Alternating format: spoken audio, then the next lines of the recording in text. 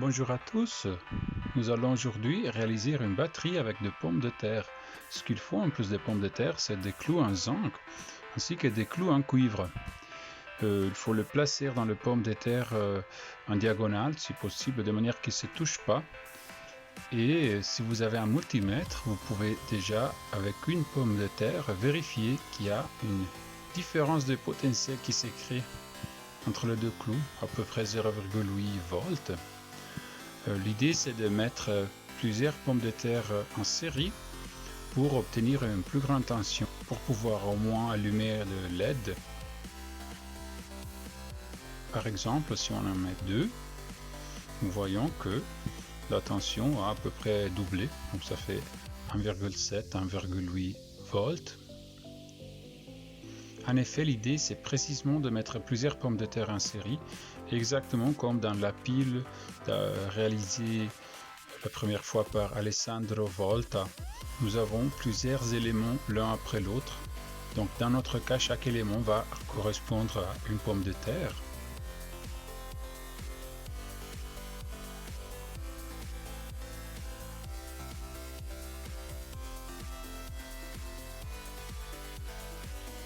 Et nous voyons par exemple qu'avec 3 pommes de terre, nous avons à peu près 2,6 volts, et ainsi de suite. Cela est déjà suffisant pour allumer une petite ampoule LED.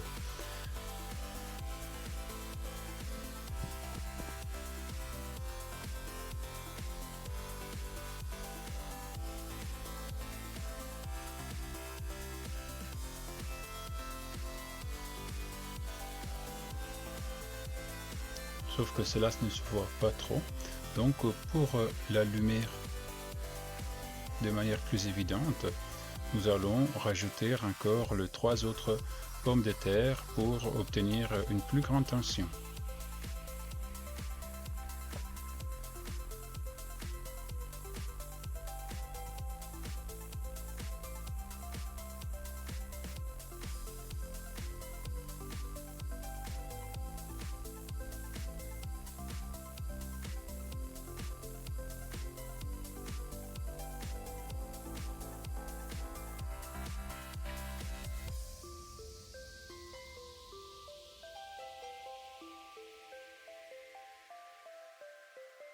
Voilà par exemple avec 4 pommes de terre, ça se voit déjà mieux.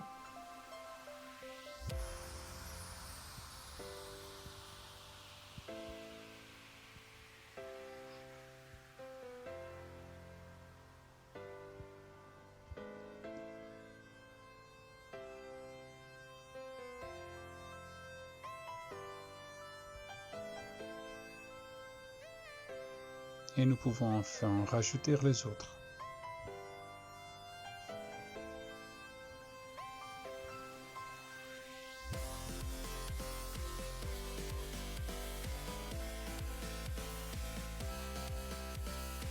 Si nous mesurons la tension avec 6 pommes de terre, c'est 5,2 volts, donc largement suffisant pour allumer notre LED.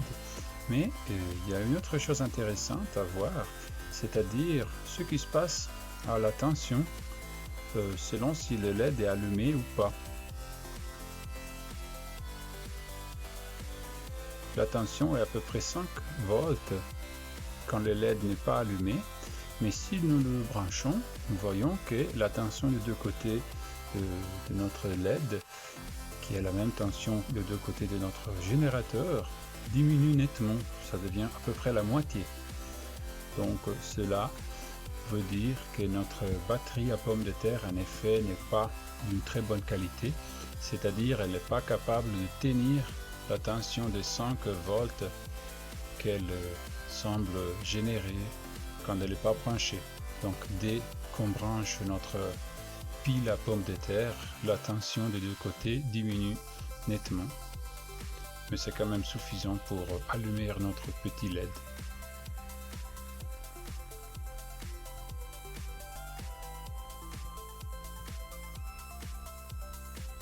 En effet, la question intéressante à se poser est pourquoi et comment cette batterie fonctionne.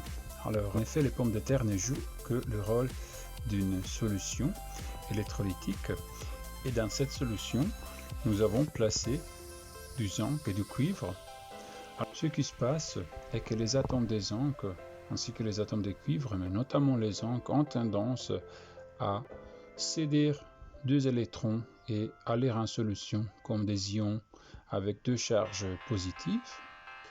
Vu que les zinc a davantage cette tendance, ça dépend du potentiel de ionisation, il y a une accumulation d'électrons du côté du zinc et ces électrons vont circuler pour équilibrer les charges à l'intérieur du conducteur et cela entraîne un passage des courants.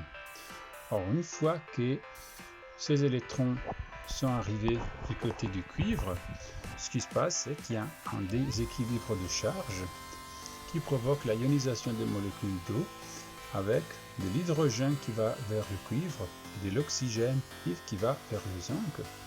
Et finalement, les ions hydrogène se combinent avec les électrons pour former de l'hydrogène à l'état de gaz, tandis que l'oxygène se combine avec les atomes des zinc qui sont dans la solution. Et finalement, nous avons allumé une ampoule. Donc, d'où vient cette énergie? Alors, si nous réfléchissons à ce qui s'est passé, nous avions au début zinc et eau, et au final, nous avons hydrogène ainsi que des molécules avec zinc et oxygène dans la solution. Donc, ce qui se passe, c'est que le niveau d'énergie potentielle contenu dans les liens chimiques de ces deux configurations n'est pas le même, et c'est cette différence d'énergie qui permet à l'ampoule de s'allumer. En effet, cette différence d'énergie dépend de la solution, c'est-à-dire les liens que les zinc forment avec l'oxygène dépend de ce qu'il y a exactement dans la solution.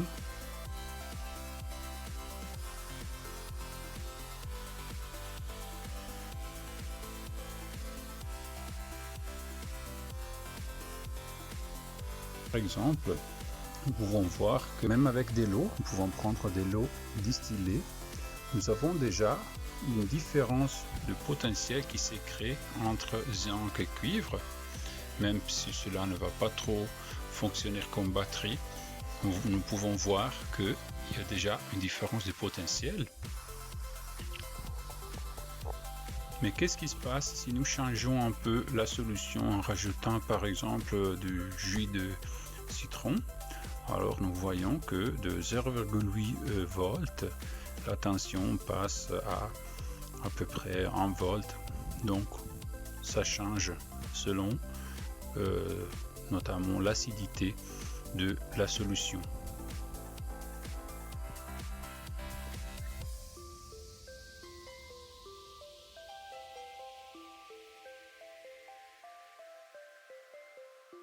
Cela s'explique, comme déjà dit, par l'effet que la différence de niveau énergétique entre les deux configurations dépend en effet des détails de liens chimiques qui se forment dans la solution entre zinc et oxygène.